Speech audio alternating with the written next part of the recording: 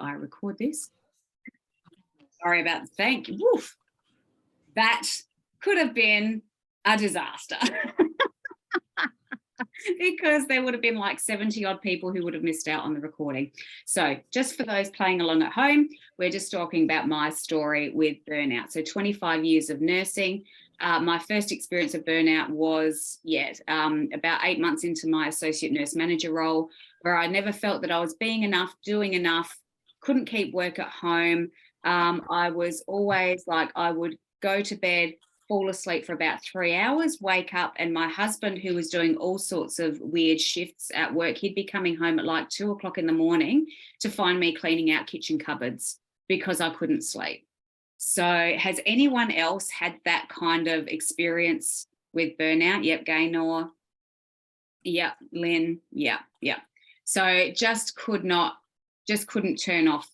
Yeah, excellent, Wendy. Yep, just couldn't turn off my head. So I ended up stepping down from that role because my husband was telling me, enough, you do not need this job badly enough. So I gave that away and became a regular ward nurse again to take the stress off myself. Then fast forward another few more years when I had my daughter Lila at 31, and then I had Ashton at 33. And when he was just turning 3 years old, he got diagnosed with autism. So, and intellectual disability, although we didn't know that at the time. So that was a massive stress on me. So I started working nights on the weekend so I could be at home with the kids through the week. But just the stress, again, of not feeling like I was doing enough, that I wasn't being enough. The worry about the future, like there was the everyday worry of, oh my God, what's the behavior that's going to be churning? What is he going to churn out today? There's that level of stress. Then you've got the next level of stress of what kinder is he going to go to? What school's going to accept him? Do I do special school or do I do mainstream school? All of the decision fatigue around what to do with our son with autism. So there was that level of stress as well. Then you've got the bigger stress of what's going to become of him. Is he ever going to get a sense of humour? Is he going to get a girlfriend? Is he going to be able to live independently? So stress upon stress upon stress upon stress. And this time with my burnout, I thought that I would associate a little bit of heavy drinking in with that as well. So I did lean on drinking to get me off to sleep. And as we go through this masterclass, we're going to see that is one of the signs is depending on substances. Is part of burnout. And then most recently burnt out, doing night. I did about 18 months of night duty when Ashton started back at school again. So I could probably stop stirring the screen so you could see my head bigger. When Ashton started going to school, I thought, I'll just do night duty like I did in my 20s. That'll be no problem at all, will it? Ashton, can you hear Ashton's going, no, Mum, no. He doesn't like the thought of me going back to work now. So I did night duty for about 18 months, thinking that I could take the kids to school, come back, go to sleep, wake up, pick them up, and life would be fine and dandy. Well, that is not the case because my body decided that it didn't want to sleep through the day anymore. So I was getting roughly 3 hours sleep a day. And 18 months of that, I was ready for a breakdown. Like I was crying all the time. Like it came to a point where my husband came home from work and he goes, you text me at midday again. I'm guessing you didn't sleep very well. And I just burst into tears and he just goes, Kerry, enough. Like, what are you doing? Like, we can't speak to you. We can't look at you sideways. You're crying all the time. You're snapping at us. Like, just stop. Just go on to days. We'll manage, And so I did, and that was huge. So those are 3 times that I definitely recognised that I was in burnout. So with burnout, for me, what it felt like was lack of sleep was a big, big contributor to my burnout. Lack of mental space. I often talk about in my coaching, mental space being like a pie chart. And with a pie chart, you can only ever fit 100% in a pie chart. So when something is taking up a lot of mental space and you try and do all of the other things that you were doing and you're trying to jam more into the pie chart, more stuff is just going to come popping out. So there is only so much mental space that you can take up. So if it is something like your child has just been diagnosed with, you know, with intellectual disability and autism, that is going to take up a lot of mental space. So like space and grace, give yourself space and grace to give yourself the mental space to process that sort of thing. So sorry, I've gone on a bit of a tangent, but I just want to say that. So, so with the lack of sleep, with the lack of mental space, needing to numb out, like depended big time on drinking at night to get me off to sleep, to turn my brain off. And yeah, I'm sure that many of you will resonate. I won't get to show hands, but like I'm sure that you guys can resonate with leaning on a glass of wine to help you wind down of a night time. And with that as well is like weight gain as well. So then you think, oh God, I've put on so much weight, and so then you start beating yourself up over that as well. So yeah, there's so many different layers to burnout and what it can do. So yeah, has anyone got any comments or questions around any of that so far? Patricia just she was commenting in the chat about how like her experience with working nights and how hard it was on her body as well. She said she didn't sleep for 3 years and then had a chest infection because of it as well. And I think that's, I don't know if other people resonate, but for me it's like, yeah, it's like it's not only hard on your brain, you don't only feel brain fried, but it's hard on your body when you're experiencing burnout. It's the whole thing. The whole shebang. It's the whole shebang. Absolutely. Yeah. So what I learned in hindsight through all of these experiences with burnout, and thank you, Lynn, for reading those out for me, is that I didn't actually know in those moments when I felt burnt out, I didn't know what I needed. Like I thought, oh, you know, have a green smoothie and a massage, like that'll help. It didn't help. I'm lying on the massage table, like with my brain going at a million miles an hour, trying to get a massage and winding. Like it just didn't work. I took myself to the movies, and that helped a little bit because it cleared my mental space a little bit. But like really, I did not know what I needed. So I'm going to give you the hot tips on what I feel that I needed to get me through those as we head towards the end of this masterclass as well. So yes, I hope that what I felt I needed will help resonate with you guys as well. So let's go back to sharing the screen, and let me tell you some hard facts about burnout. Now, I'd like to say as well, hang on, let me just do that again. I'm giving you a whiplash. Just wanted to show that this book, Burnout, is one of my big tools that I use to put this masterclass together. Has anyone read this book? Or yep, excellent. So Lynn's read it. Yeah. So I must admit I haven't read all of it, but I have read the first like third of it. So, and that was all I needed to to get this masterclass together because it's really, really good. So it's called Burnout, called Solve Your Stress Cycle by Emily and Amelia Nagoski. And hi, Cindy, good to see you. So if anyone wants the link to that book, Lynn might be able to look it up quickly for us, or PM me and I can send you the screenshot. So let's talk about burnout. Let's get to what we're here to talk about. Oh, hang on, let me share the screen. There we go. Excellent. Okay. Right. Okay, so some facts about burnout. Burnout affects about 70% of employees. Now, does that come as a cold, hard shock to anybody? No. Interestingly, millennials are the most burnt out of all of us, apparently. I think it'd be interesting to find out what their definition of burnout is. I think probably the research would be very subjective, so it would be very interesting to see what they feel burnt out is. But yeah, apparently their rate of burnout increased, like they doubled in the last year. So our poor millennials are copping it sweet. And burnout can have ongoing physical consequences such as cardiovascular disease, diabetes, high cholesterol, joint pain, gastrointestinal and respiratory issues, and premature death. So like that's some pretty serious side effects of burnout. So we're going to go into how all that gets caused as we go on.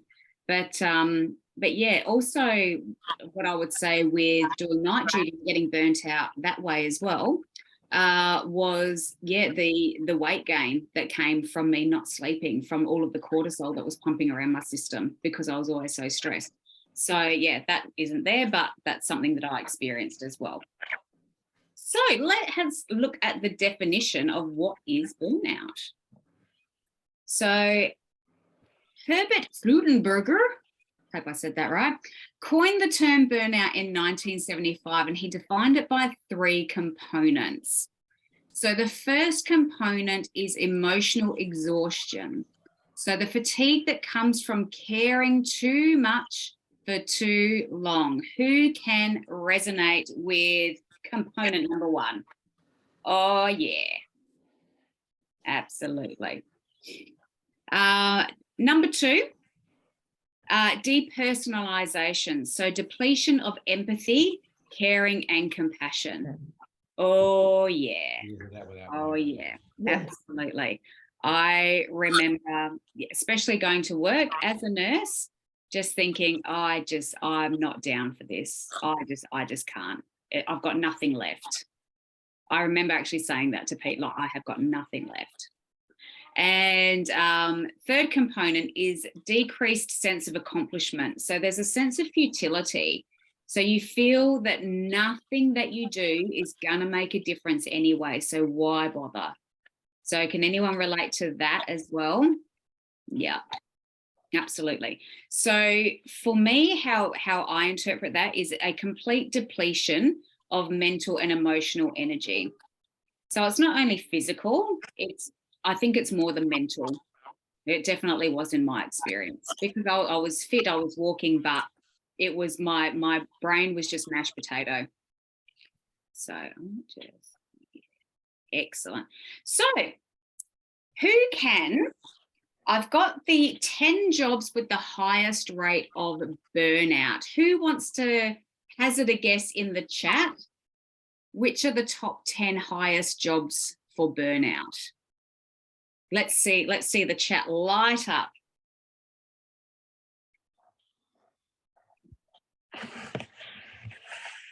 We've got a vet, Catherine guessed vet, nursing, teaching, surgeon, nursing, GP, managers, motherhood, yes, teaching, nursing, childcare, teaching, nurses and teachers, vet, lawyers, Yep, nurse, doctors, yep. SJ, what's SJ equals hot people? I don't know what that one is, Patricia, sorry. And surgeon. Yeah. Very good answers. Service on the call. Oh my gosh, in the call center. Oof. Call center. Oh wow, yeah. Anyone doing a job / a life that they hate? Yeah, Amanda. Yeah, I resonate with that. Shop assistant from Patricia. Carers and hospitality from Gaynor. Oh, real estate from Janine. Oh yeah. Okay, are we ready? Drum roll, please. Cleaner from Christine. Excellent. Yeah. Okay, here's a drum roll. Okay. So 10 jobs with the highest rate of burnout. I think they're looking for paid jobs, not actually, but motherhood should definitely be in there. So number 1 is physicians. So your doctors. Number 2 is your nurses. So no big surprise there. Retail fast food workers. So someone said retail, didn't they? Yep. Social workers. I didn't think of social workers, but they would definitely see a lot of stressful situations. Police officers, of course. Air traffic controllers. Could you imagine? That would be hardcore. You would need, although there's a lot of space. I don't get this. How do they have mid-air crashes when there's all that space? I don't understand. Anyway, emergency response workers. So your ambulance people, lawyers, teachers, and CPAs, accountants. So those are what's classified as the top 10. I can't remember where I got that from, but it's in little tiny writing down there, wherever I got it from. Now, guess which jobs have the lowest rates of burnout?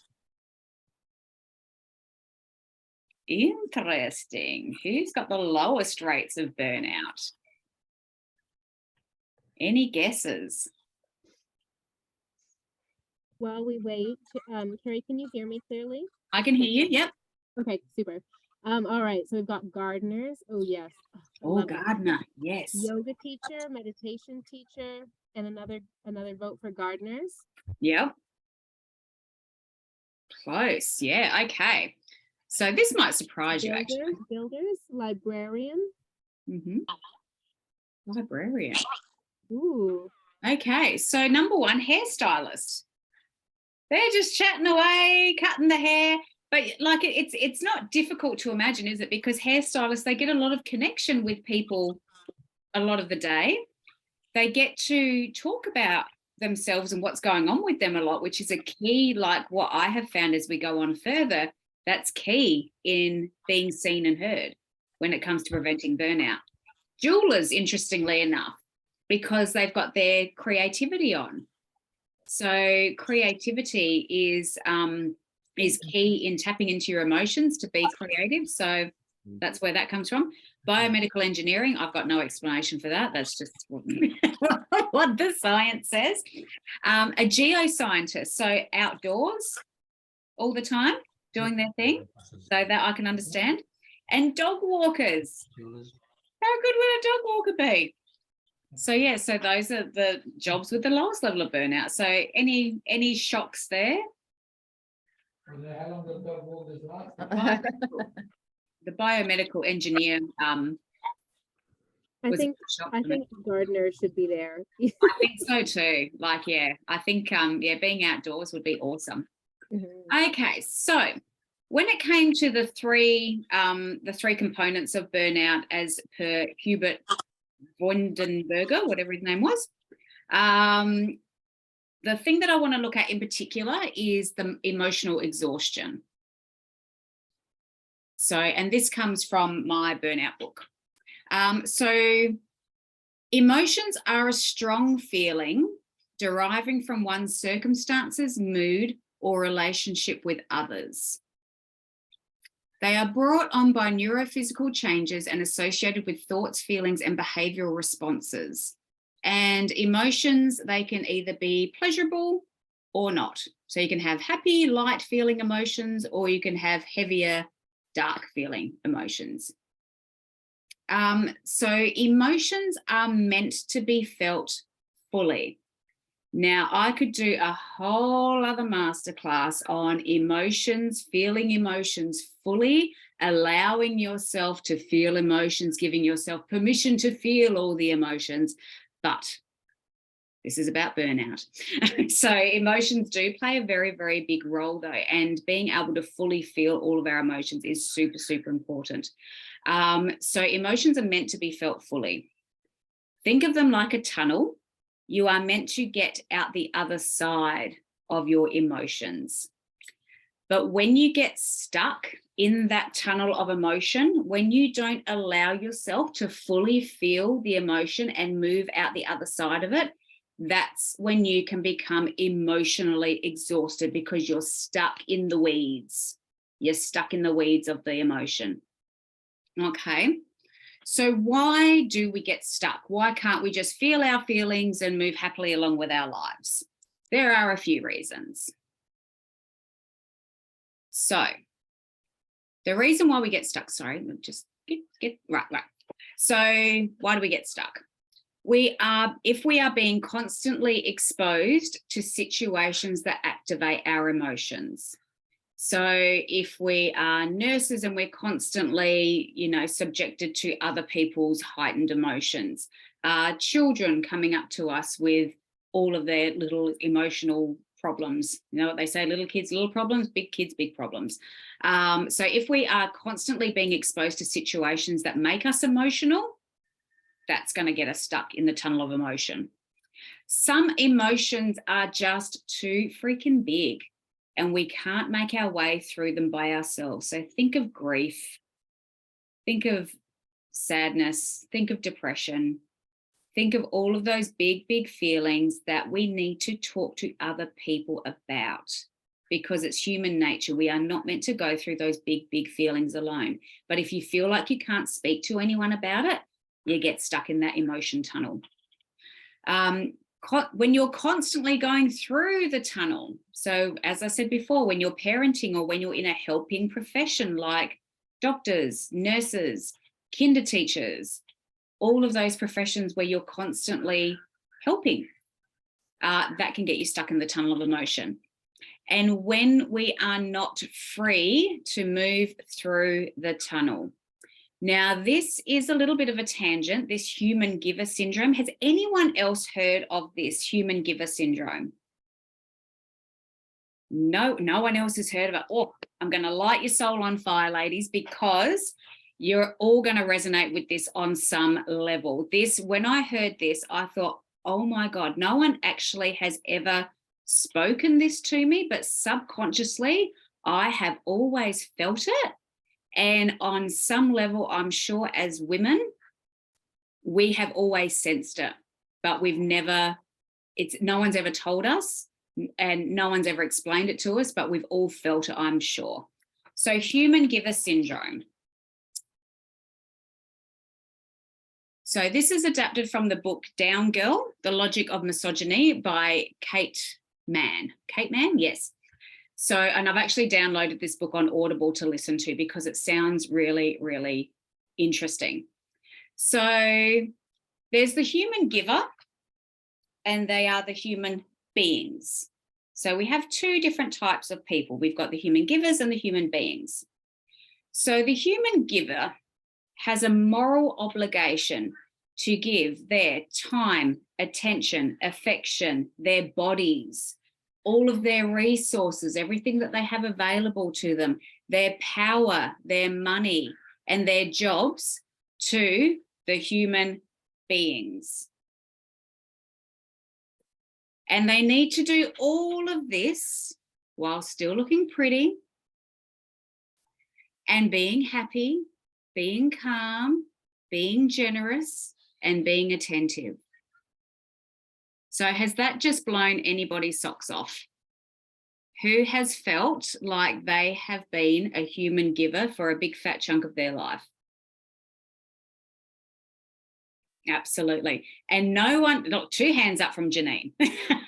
And no one's ever told us that this is what we have to do, but on some level, we've felt it, we've sensed it. Subconsciously, it's been instilled in us in some way, shape, or form. So we are the human givers, and look at who the human beings are. Husbands, babies, sick people, children. We feel like we need to give every fiber of our beings to the human beings. So the human giver syndrome, people who suffer from human giver syndrome, the human giver must not ever be upset or angry or even ambitious, Lord forbid. They cannot be attentive to their own needs, and they cannot inconvenience anybody with their own emotions. Big no-no. Even asking for any of those things can be punished, shamed, and judged. Who has felt this on some level? Yeah. Liz has, excellent. Yep. So as women, this has been subconsciously instilled in us since day dot. And this is a huge chunk of what can cause burnout. So if you can think of a more efficient way to burn someone out, it is telling them that they have to give up everything, their mind, body, soul, job, their resources, everything that they hold dear, their ambition, and then they need to be happy about it, look cute while doing it, and not mention to anyone about it how upset they are. There is no quicker and better formula for burning someone out than that. Can we all agree?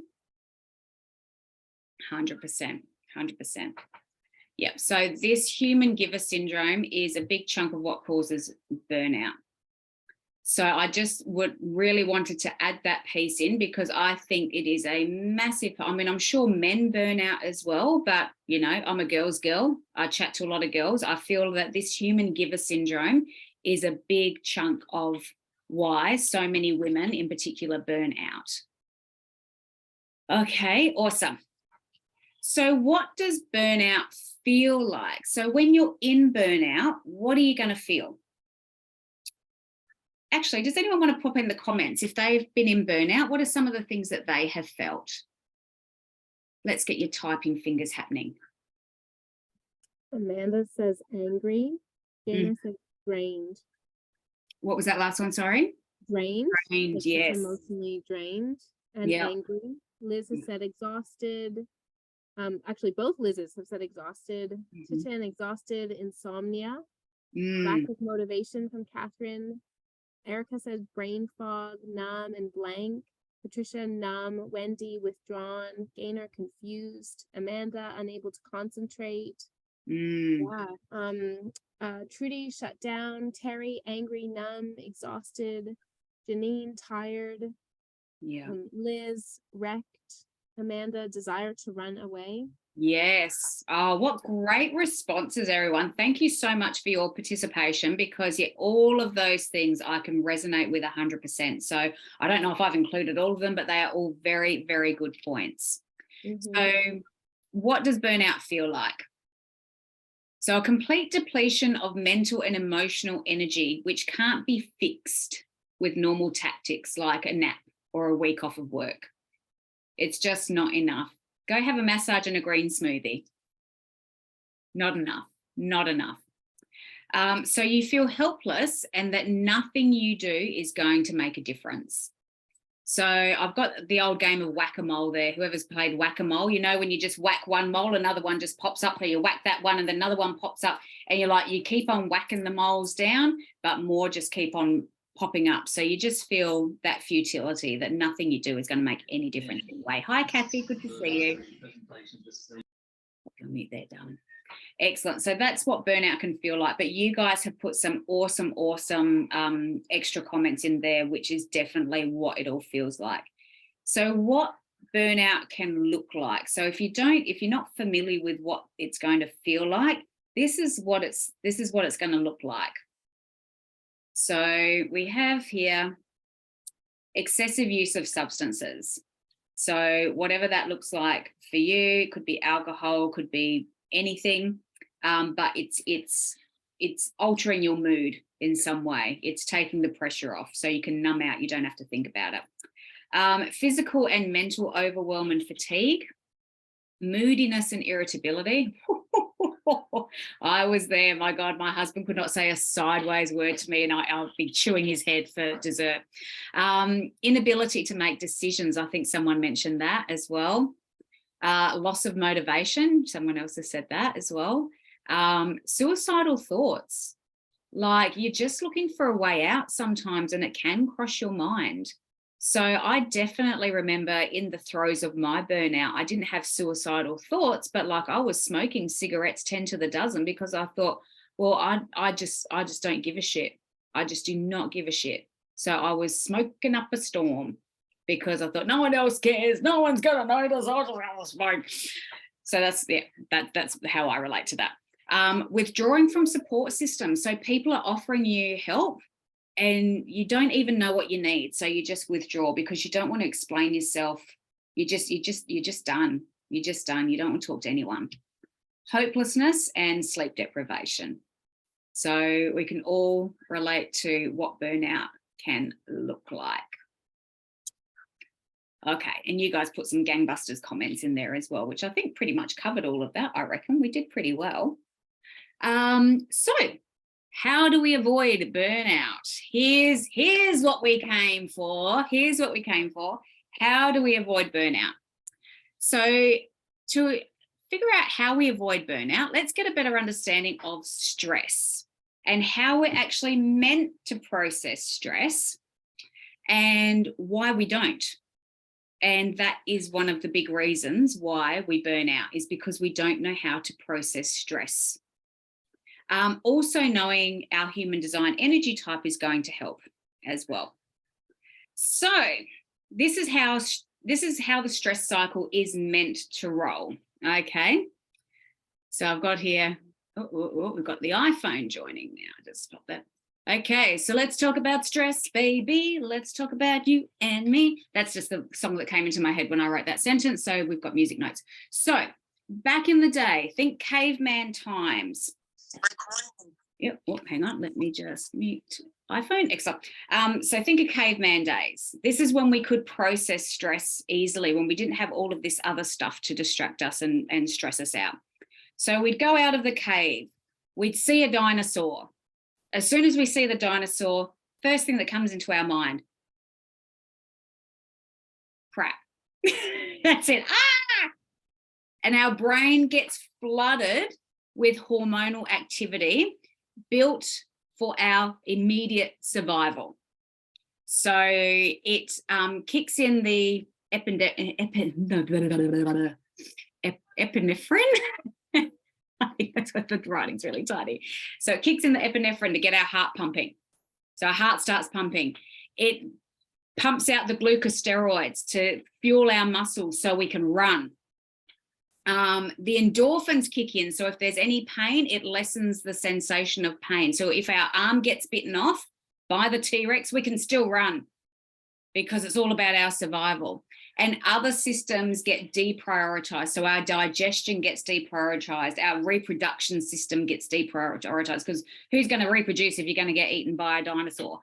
So all of those things get deprioritized. So this is what happens to our brain. It just starts like pumping out the stress juice and all of these things happen. So we leg it. And there are two possible outcomes. We can get torn apart by the T-Rex. Do you like the graphics? Can we just have a moment for how good the graphics are? We can get torn apart by the T-Rex, or we outrun the T-Rex. We make it back to our village. The village comes out, spears the T-Rex. Everyone's happy because no one's been killed by a dinosaur. Then they cut up the T-Rex, they eat it for dinner. We have a celebratory tribal dance around the dead dinosaur, and everyone's happy and calm. All of the stress juice has evaporated. It's been processed by our bodies, and we can get a good night's sleep. So that is the full completion of the stress cycle and how it's meant to roll. Does that sound good? Any questions around the stress cycle? No. Excellent, excellent. So some of the reasons why we get stuck in the stress cycle. So sometimes just because you have dealt with the stressor, which was the dinosaur, you may not still have dealt with the stress that seeing the dinosaur has caused. So just because you've dealt with the stressor, we've killed the dinosaur, yippee, doesn't mean that we've still dealt with the stress or the stress juice that's still pumping around our system.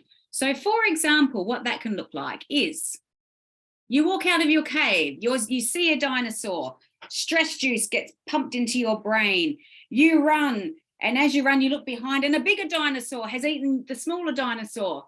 And you're like, oh, awesome, okay. Like you don't automatically just calm down, pour a G&T and put your feet up, do you? No, your body is still like pumping with all of this stress juice that's going on in your body. So you're left just with your brain marinating in these endorphins and glucosteroids going, now what? So we still need to complete the stress cycle. So sometimes when we've been cut short, we haven't dealt with that stress. It's still pumping around our bodies. Does that make sense? Yep. Awesome. Excellent. Okay. So another way we can get stuck in the stress cycle is when we do the same thing. Hang on. Oh, goodness sakes. Hang on. So I'll get it right in a minute. There we go. So when we do the same thing every day, so we can go through the stress cycle of we see the dinosaur, we get the stress juice, we run, we're saved, yippee, saved the day. Oh, hang on, an hour later, we see the dinosaur, stress juice, we run, we're saved, yippee, dinosaur, stress juice, run, we're saved, yippee, da, da, da, da, da, da.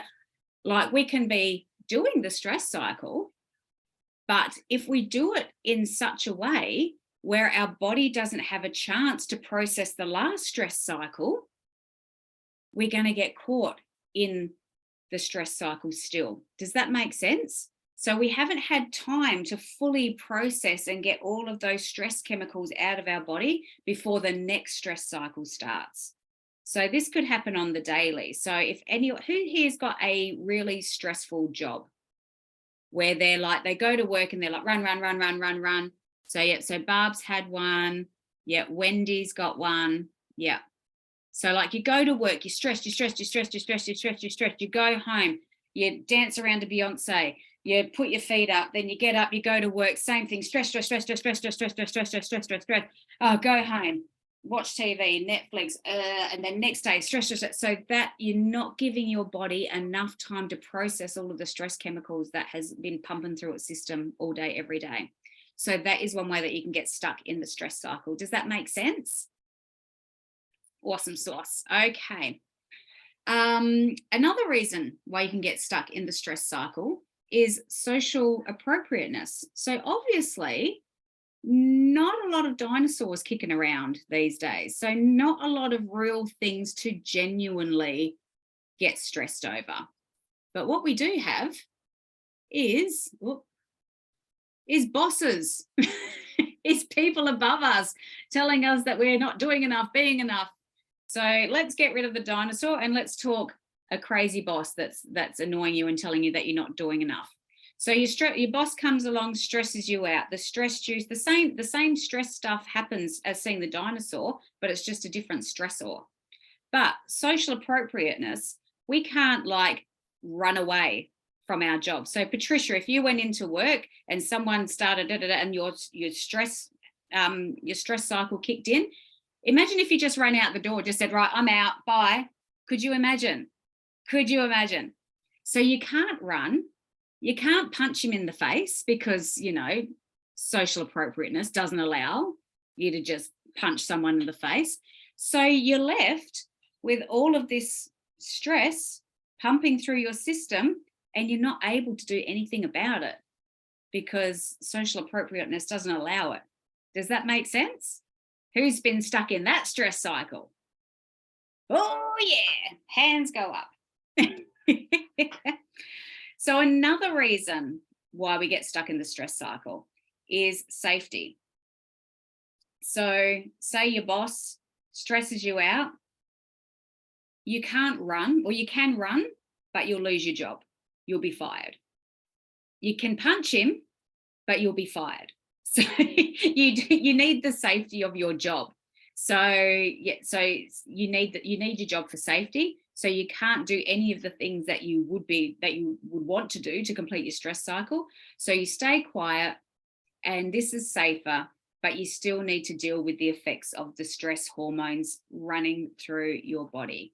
So in the book, they actually give the example of like if you're walking past construction workers and they woof whistle, like you want to actually turn around and say, piss off, but your safety may be at risk by doing that, especially if you throw a punch and they throw one back. So that was the example that they gave in there. I thought that might have been a bit extreme, so I'm just stuck with this one.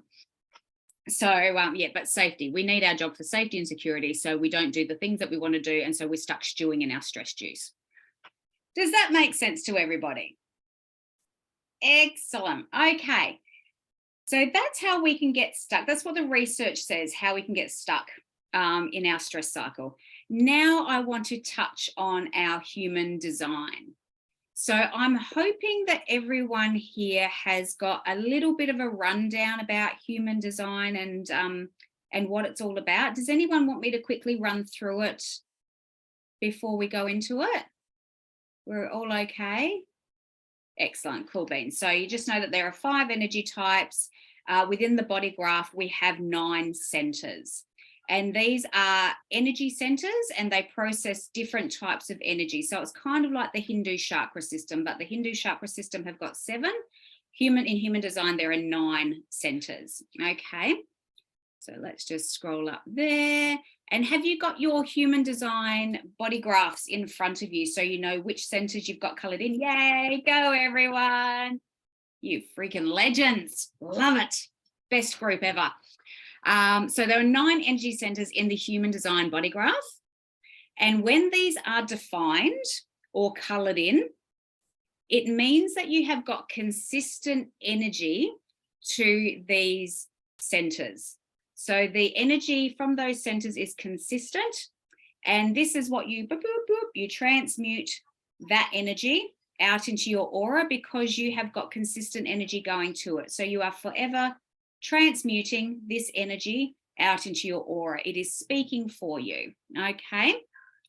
When it is undefined or when it's not colored in your body graph, it means that you don't have consistent energy going to that center.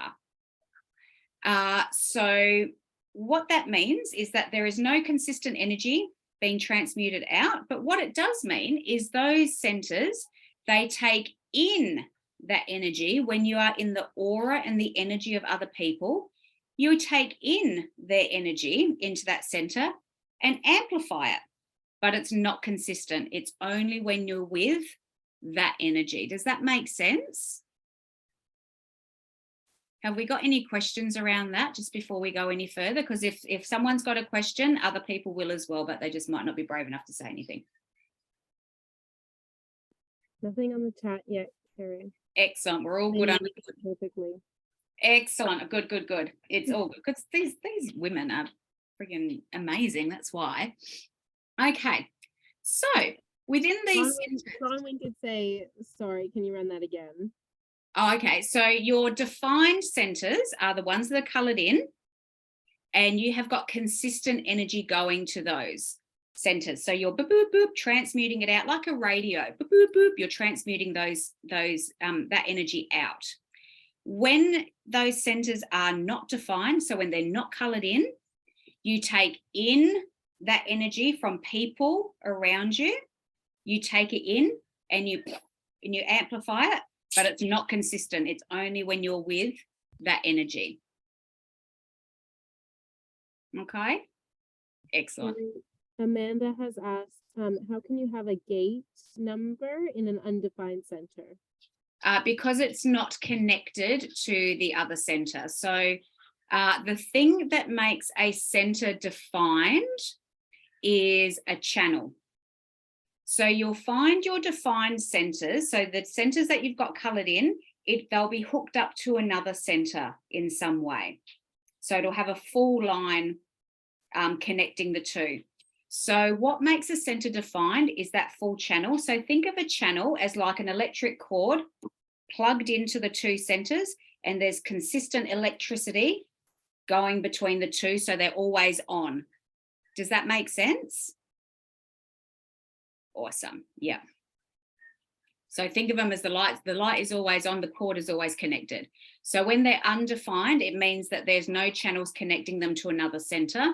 So they don't have consistent energy. They don't have electricity plugged into it, but they do suck in other people's electricity. Okay. Does that make sense? Awesome. Excellent. Cool. Okay, now let's talk about the sacral, the super juicy sacral, which is the red center in the middle here. So the sacral is classified as the strongest motor in the human design system. So there are other motors in the body graph. So we have got the emotional solar plexus here. We have got the ego and we have got the root, but the sacral is the strongest. So the other motors will give you energy to some degree, but the sacral is the bee's knees. It's the cat's pajamas. It is the powerhouse of the human design motors. Okay. Who here has got their sacral centers defined? Excellent. So we've got Cindy, Janine, Gaynor, Amanda, Catherine. Awesome. Excellent. So that means that you're a generator type. You'll either be a generator or a manifesting generator. Okay. And 70% of the population have got their sacral centers defined. So 70% of the population are generator types. So, So we did another question from Cindy. She yep. said, so when we're not around others, the undefined centers are mostly conditioning. So like from school, parents, social expectations, all that stuff. Yes, it is said that the undefined centers do undergo the most conditioning because you are taking in energy from other people, but it doesn't mean to say that your defined centers, you can't have some conditioning around those as well. Yeah. Excellent. Thanks. My pleasure. So when the sacral is defined, it means that you have consistent energy to the most powerful motor in the human design body graph. And this makes you a generator or a manifesting generator. So generators and manifesting generators' job is to build and to create and to work. So that's why they need access to that consistent energy, because we need builders and we need workers and we need people to create. So I hope that makes sense.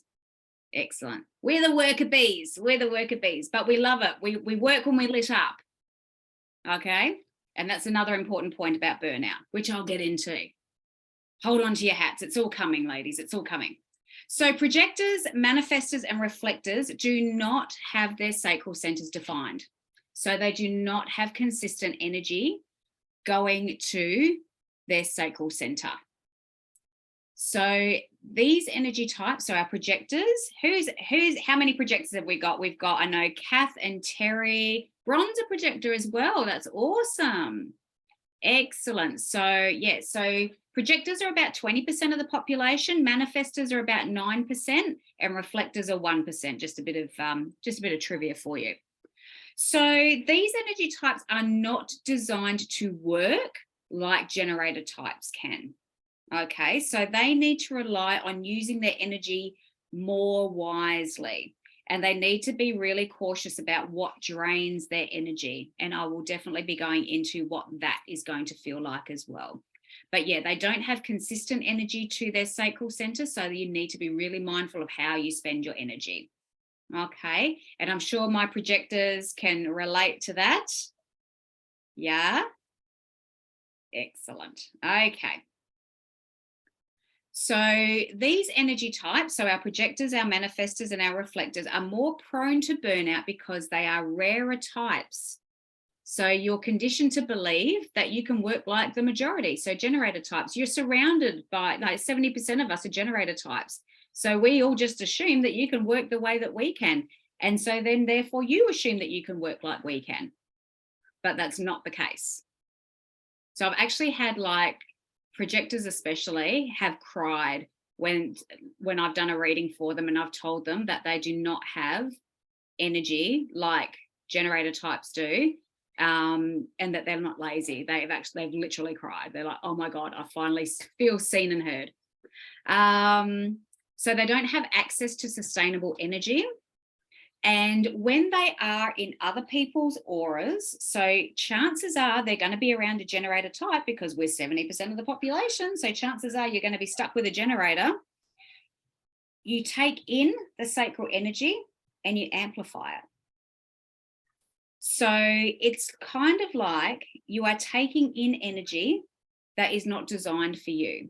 So imagine if you got your hairdryer from Australia, you went overseas to England and you plugged in your Australian hairdryer into an English PowerPoint. It might work, but it's electricity that is not designed for that hairdryer, so it's going to burn out. Does that make sense? And often how I describe projectors and when they are around other people, they often don't relate to not having sustainable energy until I explain it.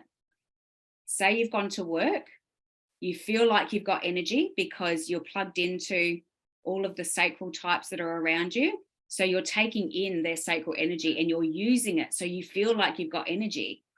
And then as you're driving home in the car on the way home and you get out of other people's auras and you've had enough time to disperse that energy, you're like, like what just happened? Like you've unplugged from that energy and you've dispersed the excess energy, and then you're just like, oh my God, I feel so drained, because you've been plugging into an energy source that's not made for you. So really important for you guys to consciously unplug from that energy source. Can my projectors relate to that. Terry's nodding her head. Yep. Bron's nodding her head. Liz, yep, absolutely. Awesome. Yep. Wendy, perfect. Okay. So even though, so these are going to be starting with some of the tips on how to prevent the burnout. Okay.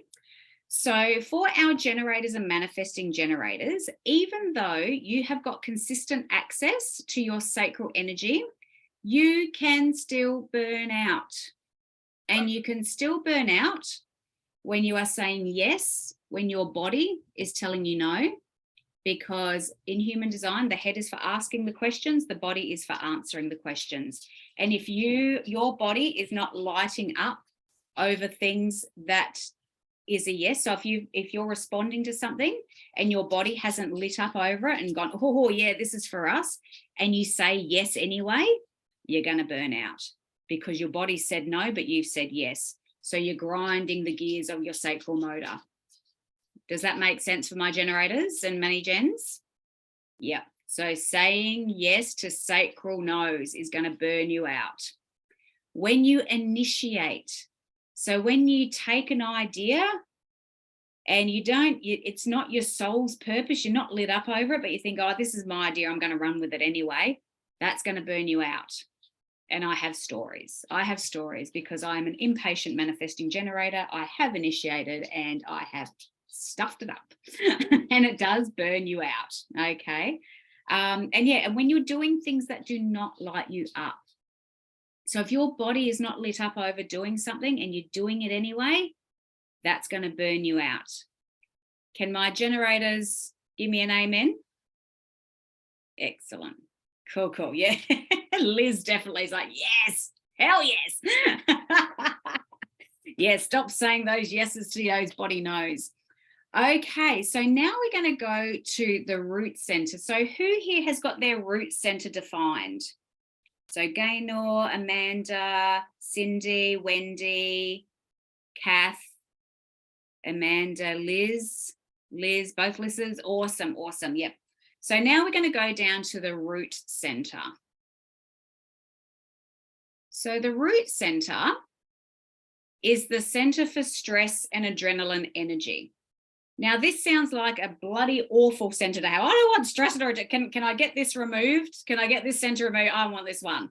But we actually do need stress and adrenaline energy to actually motivate us and to get stuff done. So we do actually need that one. So we can't have a rootectomy. It's got to stay. So it is the center for stress and adrenaline. So when it is defined, so when you've got consistent energy going to it, and about 68% of people have got their root centers defined, you will have a natural adrenaline cycle. So I'd love to hear from my defined roots in the group if you can tell when your root center is on and when it is off, because it works in pulses. So you will be able to feel when your adrenaline energy is on, and you'll be able to feel when it's off. And I think that this has a big correlation. This is just my own personal opinion. I think there's a big correlation between, people who are morning people and people who are night owls. I reckon the root center has got a lot to do with whether you're a morning person or a night owl, because I know that I'm a morning person. I know that my root energy is on at like 6 o'clock in the morning, and it's off again by about 3 o'clock in the afternoon. And I take coaching clients after 5 o'clock on a Thursday, and Gaynor will be able to tell you that you get very interesting readings after that time, because my root is off. I try not to do the important stuff after 3 o'clock because I know I won't have the energy for it as much. So can anyone who's got a defined root resonate? Yep, they know when it's on and know when it's off. Excellent. So tune into when it's on, get the more important things done when it's on, and leave the less important things for when it's off. So people who have got defined root centers, you've got boundaries around that energy. You know when you're done. You can feel when you're done. So just another quick one here. So when your root is defined, tune into when it's on or off. This will be unique to you. Sometimes people can have their root on and off a couple of times a day. For me, it's just on once, off once. Yeah, and as I said, leave things that don't matter as much when it's off. Do the things that matter when it's on. Okay. Now, our poor undefined roots. Who are our undefined roots in the room? Okay, we've got Barb, we got Bron, we got Liz W, we got Patricia. Okay. Now you guys, Trudy, perfect. So you guys are going to feel this a lot more because you're taking in stress and adrenaline energy and amplifying it. So you guys are going to feel stress a lot more than people with defined roots, because people with defined roots, you've got natural boundaries around that energy. You know when you're done. You guys are sucking in stress and adrenaline from everyone around you. So you haven't got self-made boundaries around that energy. So you take in stress and adrenaline, you amplify it. No natural boundaries. So you are going to feel like you have to get all the things done. And yesterday, like you're stressed, you've got to get it done. You've got to get it done. I can't stop. I've got to go. I've got to keep going. So what you need to do when you have got an undefined root, and you're going to love me if you've joined for this, for nothing else, this bit of information you're going to love me for. Be a sieve and not a sponge. So let the adrenaline and stress energy pass through you. Recognize it's coming, especially when you're going to be around other people, because 68% of people have got their roots defined. So they're boop, boop, boop, transmuting their stress energy out. You're sucking it in. So understand when you're going to be with other people, you're going to feel that stress and adrenaline energy. Let it pass through you. Don't hold on to it because it's not yours to hold on to. Okay.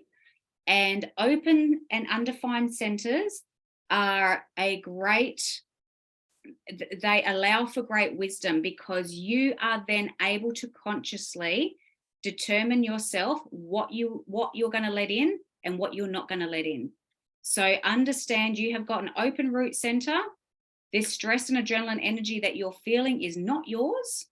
Harness it when you're around other people. Go, oh, I'm feeling that stress and adrenaline energy. I'm going to get some shit done now. But know when you're done. Okay, does that make sense? Excellent. Yeah. So be a screen, not a sponge. Recognize it's not your stress and adrenaline energy, and draw your own boundaries around it. Okay. Good. Pinky swear. Pinky swear you'll do that for me. Thanks, Bron. Thanks, Patricia. Awesome. Okay, now the third center that I really want to focus on. How are we going for time? Oh my goodness. Okay, we're good. We're good. The ego center. So the ego center is that funny little triangle just below the diamond in your chest area, I want to say. So who has got their will center defined? So Patricia has, Liz has, oh, the other Liz has as well. Bronwyn doesn't, Barb does. Awesome. So 35% of people have got their will center defined. So that means that 65% of us don't have their will center defined. And just a little side note, it's the home of willpower. So if you don't have it defined, it means you don't have consistent energy to your willpower. So this is why diets don't work for us. Our cycles need to be behind it. Doesn't that let us all off the hook? Yay. So the ego center, also called the will center, also called the heart, it's mainly tribal energy. So there's 3 different types of energy in the human design system. There is individual, tribal, and collective. Tribal, it's not fun energy. It's very, very serious energy. It's about keeping the tribe going, getting the resources for the tribe, getting the food and the money for the tribe to keep the tribe going, because these are your babies. This is life and death. It's a very serious feeling energy. So it's a very driven energy. And 3 out of the 4 gates in the ego center are tribal gates. So this energy feels very serious and feels very pushy, pushy, pushy. You need to push, get the resources, push, get the money, push, get everything you need. Push, you'll go to war if you have to get the resources and the money for your babies. Okay, so it's about the survival of the tribe. Big push energy, whether it is defined or undefined, you are going to feel the push with this energy. Okay, so you will feel this is a pushy energy, whether you're defined or you're undefined. So sorry, I can't help you. You're going to feel the push from this one. So defined hearts feel the push to get the money and the resources to keep the tribe going. So you feel the push. You've got to get the money. You've got to get the resources, keep your tribe going. Very good center to have defined if you're in business, just on the side, because you know your worth. You know your worth, and you're happy to charge for it. So a good center to have if you're in business, but it will feel the push to get the resources, get the money, keep your tribe going. Undefined. So you don't have consistent energy to this push, to this willpower. But with undefined centers, there is a theme of feeling that you're not enough. So you feel as though you have got something to prove. So you will feel the push to feel like you need to prove yourself to the tribe that you can provide the resources and the money. So there's still that push energy there. So whether you are defined or undefined, just know that you are worthy of rest. Okay? You are worthy of rest. You do not have to keep on pushing and pushing and pushing and pushing. Okay? Make sense? So that's what I want to tell for everybody. Is there any comments, Lynn? Just lots of little comments, not little comments, but comments coming throughout with people resonating with what you're saying. Yeah, when you're speaking about their specific type, saying, yep, that's me, or I see that too. Perfect. Excellent. Okay, I'll keep going because I'm just a bit cognizant of time. I've only got 15 minutes. My Lord. Okay, so how do we avoid burnout? Here's what we all came for. We're here for it. How do we avoid burnout? So this is what the research says on how to avoid burnout. And this comes from my little burnout book as well. Okay. So number one thing we can do is get moving. So anything that gets our body moving and ourselves breathing deeply for 20 to 60 minutes most days. So getting our bodies moving is telling our brain that we've outrun the threat and our body is now a safe place to be. So it completes the stress cycle. So you can see them having a boogie there, running it out, boxing. Anything that gets your heart rate up and gets you breathing deeply is going to tell your brain that you've completed the stress cycle and everything's okay. Okay, so that is one way to help avoid burnout. Does everyone do exercise on a regular basis? And who always feels better when they do it? Yeah. Awesome. So another way we can avoid burnout, breathing. Who's tried not breathing? Duh. So breathing. Slow, deep breaths downplays the stress response. So the first thing I do with my clients when I'm getting them to feel into those feels is I get them to breathe in through the nose and out through the nose. And you'll see my clients on the call just slowly go into a meditative state when I say breathing in for 3 and out for 3. Because what that is doing is that is kicking in the nervous system that is telling the body everything's okay. We've got nothing to worry about. We're being calm. So slow breathing helps to knock the top off of the stress cycle. So if you are feeling stressed, breathing deeply in through the nose, out through the nose is just going to knock the top off it. It's not going to complete the cycle, but it's going to help you to deal with it in the moment. Okay. Crying. Having a bloody good cry. It's not going to fix the stressor, but it gets the emotion out of your body, which helps you to complete the stress cycle.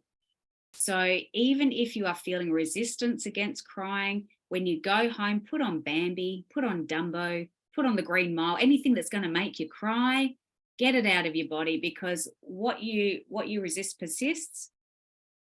Having a good cry gets it out of your body, helps to complete that stress cycle. Does anyone watch Bambi or Dumbo? Is that just me? Might be just me. Okay, other ways that we can avoid burnout. Positive social interaction. It lets your body know that the world is safe. So even saying hello to your morning barista helps. Having that interaction. You're not panicking. You're happy. It's lighthearted. It's telling your brain and your body that the world's safe. There's no dinosaurs. How can there be dinosaurs if you're sitting there waiting for your coffee? So it's a good way to help your body know that it's safe. And laughter, even just talking about when you laughed together increases human bonds, lets the body know that it's safe. Okay, I'm a big fan of laughter. So it's not BS when they say laughter is the best medicine. It does help you to complete that stress cycle. And if you want a good laugh, I've got a few videos of me on the weekend singing and dancing. That'll get you laughing. Okay, how else do we avoid burnout? Affection. Oh, now this is controversial. This is controversial. A 6-second kiss or a 20-second hug. You can thank Dr. John Gottman for this one. So a 6-second kiss. This is interesting. If I did a 6-second kiss with my husband, I'd be getting up into that cardiovascular stuff that we were talking about the first time around pretty darn quickly. So, but apparently you cannot kiss someone for 6 seconds if you don't feel safe for them. Like, how uncomfortable would that be if you didn't like the person, you had to kiss them for 6 seconds? You can't. So it calms your body down, says we trust this person, we're with good people.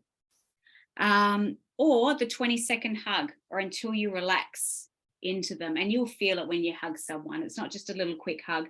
So the hug, there are prerequisites. The hug needs to be over the center of your gravity and leaning into each other. And for 20 seconds, that gets the oxytocin going, the feel good hormones. How is everyone going to go in with their partner and give them a big 6-second kiss? Yeah, Catherine's here for it. Catherine's here for it. Terry's down, Barb's down. I love it. I love it. Yeah, 6-second kiss. I think Dr. John Gottman had something else on his mind when he created that, I reckon. Now, petting an animal. This increases oxytocin and builds trust and connection with another living thing. So patting your cat, patting your dog, equine therapy. So all of these things are about building connection with another living being, and this helps to complete your stress cycle. This helps to decrease your stress levels. Does anyone have dogs, cats, horses? Not in their lounge room. Yeah, most of us, absolutely. I actually saw Anna Gaynor put on her page some Labrador puppies today, and I'm like, oh, should I, shouldn't I? Our dog's getting a little bit long in the tooth now, so it wouldn't be a bad time. But anyway, I digress. Okay, creative expression. So when you are being creative, it actually promotes emotions because you want to put your emotion into the thing that you are creating. So it's a great way of moving through your emotions. So can I get in the chat who here does anything creative? I know, Bron, you do those gorgeous, what do you call it? The tiled, it escapes me. She's just popped it in there in the chat. But does anyone paint? I do writing. I love writing. Barb does. Excellent. Cindy does. Yeah. What do we got going on in the chat, Lynn? Yeah, maybe Mosaic was a Mosaic. Thank you. Oh my God, it was right there on the tip of my tongue. Oh, there's so much coming through. So yeah, mosaics. Cass says I love crafts. Beautiful. Terry said I'm missing my creative side. So that might be something to pick up and find something that you love, Terry. Yeah. Pottery is coming through. Apologies if you could hear my screaming children. Being away from screaming children is always good. Sewing, getting creative with cooking, making cards and journals from Liz. Welding from Liz Matthews. That's very cool. Liz, you are hardcore. I love it. I love it. Paints for a living. Yeah. Gardening from Amanda. Kath does knitting and crochet. Cooking and painting from iPhone. Beautiful.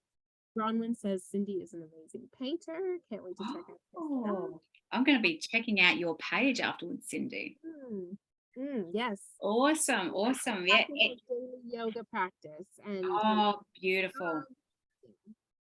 Awesome, awesome. We've got some creative expressionists in the house. That's awesome. Anything that it's expressed creatively is going to get those emotions going, which is going to help you move them through your body. So I never thought I was a particularly creative person, but I do love writing. And I think when I put my post together, that is my bit of creative expression coming out. Now let's talk from a human design perspective. And 5 minutes to go. I reckon we're going to scrape this in, guys. This is going to be awesome sauce. Okay. So generator types, what prevents burnout for our generator types? So this is our generators and manifesting generators.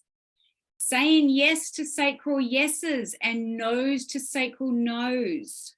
So when your sacral lights up, you can feel it in your body. Say no to that at your peril. Okay. Your sacral light up, when you feel it in your body, that is the universe's, God's, source's way of saying, this is for you, follow this thing. Do not play dodgeball with the universe or with God. He's throwing things at you. If you're responding to it, pick it up, okay? Make sure that you are responding and not initiating. I've said this before, yeah. So when I have initiated, that I have recognized once I've done my human design and I did initiate something, the thing that I initiated, I was not lit up over. There's a bit of a difference between getting a download that you're excited about in your body and moving forward with it, because what you want, what you feel that is for you, that is an indicator of what you're here to do. So that's not necessary. I don't include that as initiating. If it is something that lights your soul on fire, if you've come up with an idea and your soul is lit over it, please go with that. But when you initiate something that you think, oh, that sounds like a good idea. Yeah, I've got nothing else to do, so I'm going to do that. That's initiating. That's going to grind your gears, and that's going to wear down your sacral fire. Okay, so don't initiate. Make sure you're responding to either your soul's desire or something from outside of you. Do what lights you the F up. So don't use your energy for the shoulds or the oughts to or the needs to or the have tos or I've got to do that and I'm obligated to do that. Do what lights you up, okay? Do not do the things that you feel like you need to do out of obligation or just because you've got the time to do it, okay? You are worthy of rest and you should follow what lights you up. This is how you're designed to move through the world, is to follow what lights you up. And monitor how long and where you are and who you are with when you are sitting in your not self theme of frustration. So for generators and manifesting generators, the theme that we know that we're out of alignment is frustration. If we are not designed to sit in frustration 8 hours of the day. So when we are feeling frustration, we need to assess who we're with, where we are, and what are we doing? And can we delegate it? Can we move away from? Can we remove ourselves from whatever the cause is? Try and move. I mean, obviously, there is going to be frustration in the world, like it's life. But if we can eliminate it as much as possible, we're not designed to sit in it and it's going to wear you down and burn you out. Okay? Does that make sense? Awesome. Excellent. Okay, so for my manifestors, I don't think we've got any. Oh, Trudy, you're a manifester. I remember we had a live stream once. Oh, and Lynn's a mani as well, manifester. Brilliant. There she is. Now she's popped up. Hey, Trude. So your strategy, and to avoid burnout, your strategy is to rest. Wait for the download and the creative urge. And then tell people that you're going to do stuff and then do it. Now, the only reason why you need to tell people that you're doing stuff is because you guys are creative hurricanes. We like a hurricane warning. Thank you very much. If you could tell us what you're up to, we want to jump on your train. Okay? I know you guys are like, oh, I've got an idea. No, you need to stop at a few stations. You need to pick up some generators on the way because you don't have the sustainable energy. Okay? So when you follow your strategy and authority, you are not wasting excess energy on anything else. Okay? And your not self theme is anger. Again, who are you with? Where are you? What are you doing if you are feeling angry about things? So journal on that. Think about who you're with, where you are, what you're doing when you're sitting in your not self theme of anger, because that is going to wear down your energy. Okay. Projectors. Does that make sense, my manifestors? Excellent. Projectors, follow your curiosity for yourself, not for anyone else. Whatever lights you up, whatever you are curious over, follow that. That is your indicator of what you are here to do. Okay. So who and where do you go? Who are you with and where do you go when it feels heavy? So this goes for our manifestors as well. Actually, it goes for all of us. Whenever anything feels heavy, whenever anything feels like a drag, when anything goes, oh my God, I have to go and see this person. That is an energetic leak. Okay, and recognize that as an energetic leak. Even though, like, it's important for us generators, it is even more so important for the manifestors, the projectors, and the reflectors to plug those energetic leaks, because you do not have the sustainable energy access to it like generators do. So when whenever anything feels heavy, you need to think, oh, this feels heavy. Can I delegate this? Can I put this off? Can I not have to sit in this for as long? Because you don't have the energy. You got to plug it up, plug it up, plug it up, plug it up. Okay. Energy clearing practices are really important, especially for projectors, because your energy is so sensitive. You need to be sensitive to do your job for guiding and managing people in this world, but it can be a heavy burden to bear carrying around other people's energy. Okay. So energy clearing practices are important. Whatever feels good to you. I was asked once, what do I recommend? I'm not a projector, but whatever feels good for you. Like if white lighting yourself feels good, if visualizing, having a shower and watching the bubbles go down the drain and feeling like that's other people's excess energy, do that. You could probably Google a few options as well as to just whatever feels good for you. Journaling, getting it out that way, that can help as well. Okay. And how long and where are you sitting and who are you with when you're sitting in your theme of bitterness? So for projectors, your not self theme is bitterness. When you're feeling like a bit of a bitter Betty, where are you? Who are you with? What are you doing? Okay, and stay out of that theme of bitterness. And last but not least, my beautiful reflectors, our 1%. So reflectors need to seek out environments that feel right for them. And they are actually designed to take on the energy of those around us, of those around them. So they need to make sure that that energy feels really good.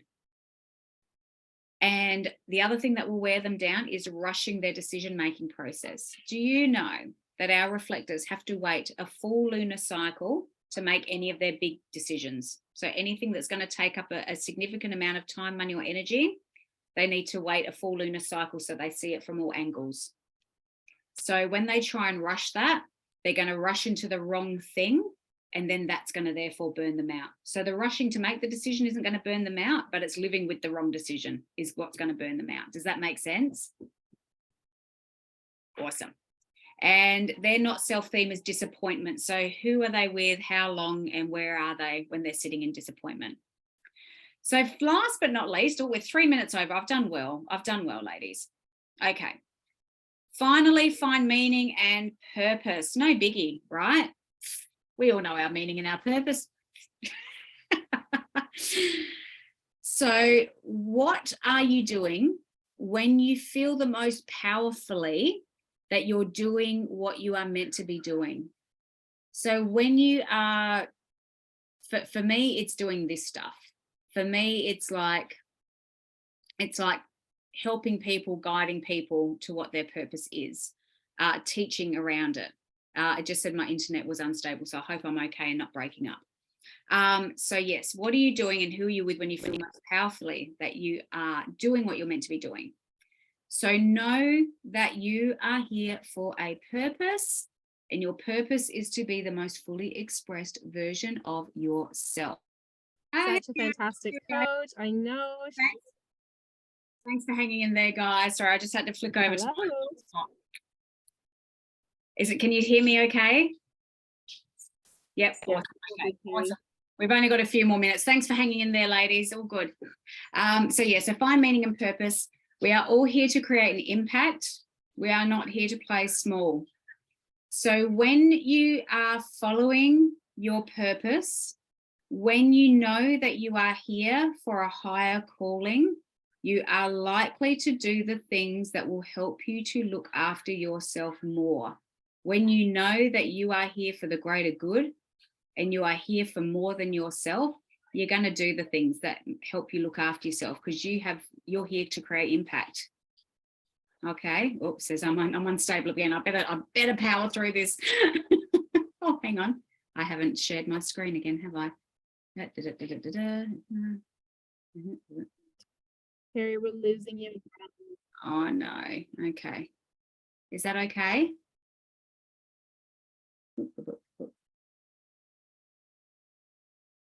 Are we good? All right. I'm going to keep going because hopefully the recording's doing its thing. Oh dear.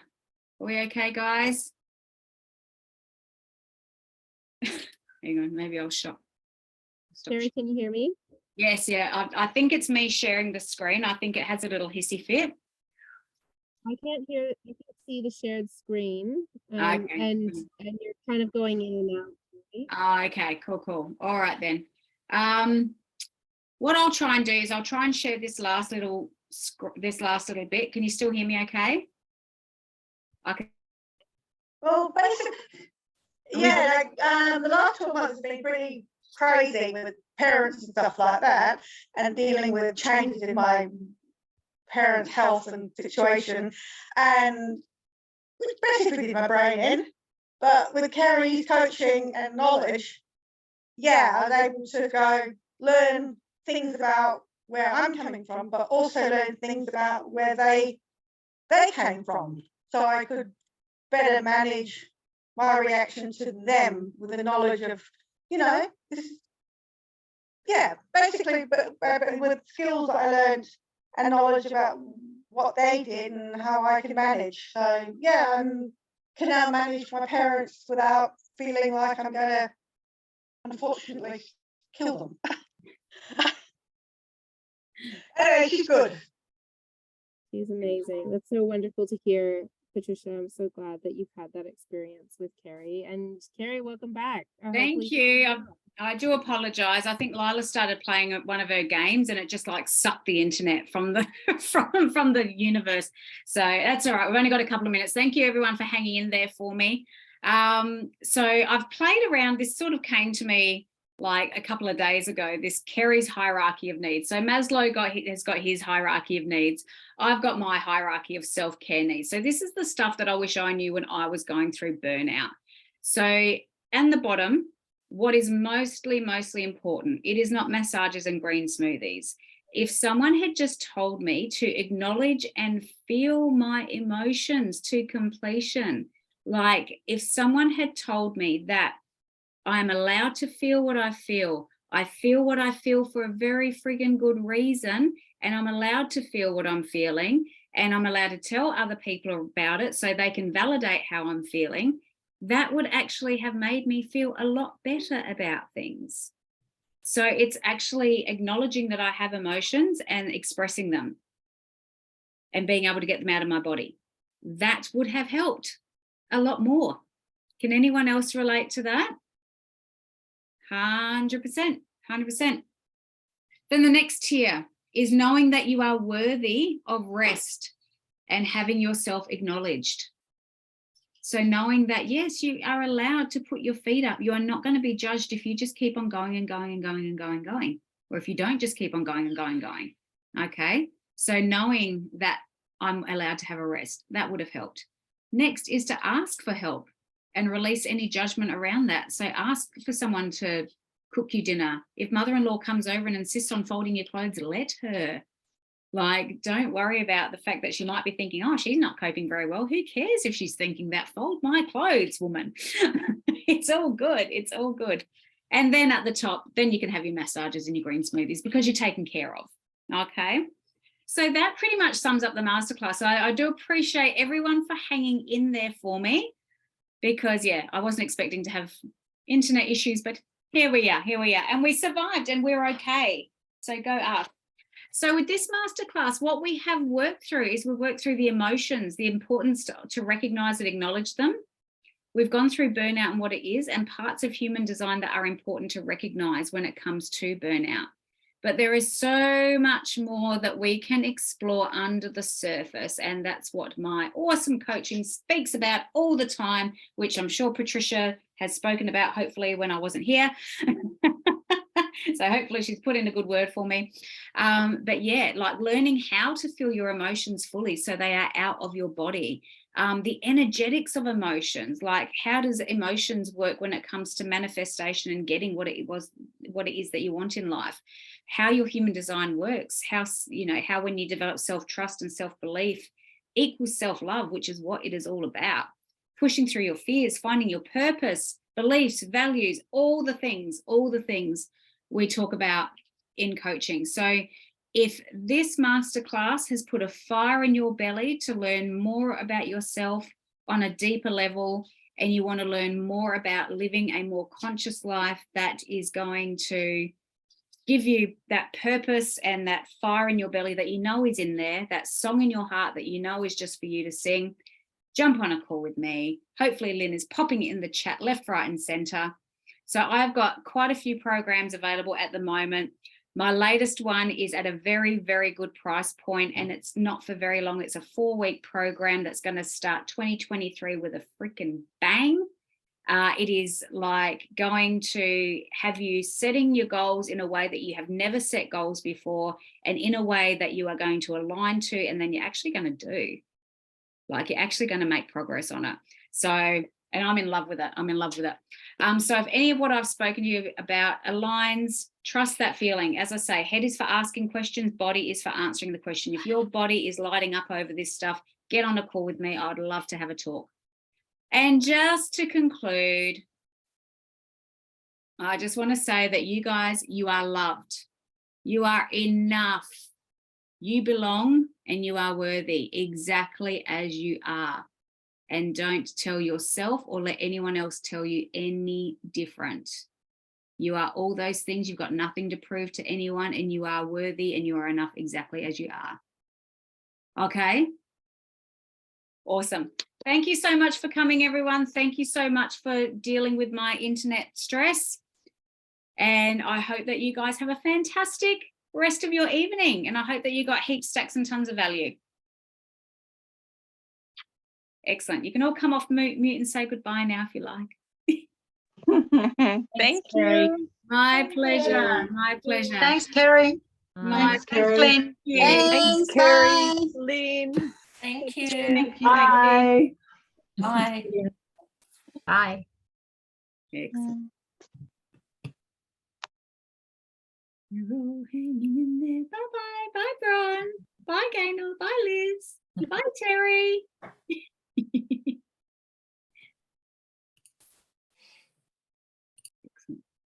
There we go. Let's stop recording. Oh, where's my stop recording button? Here we are.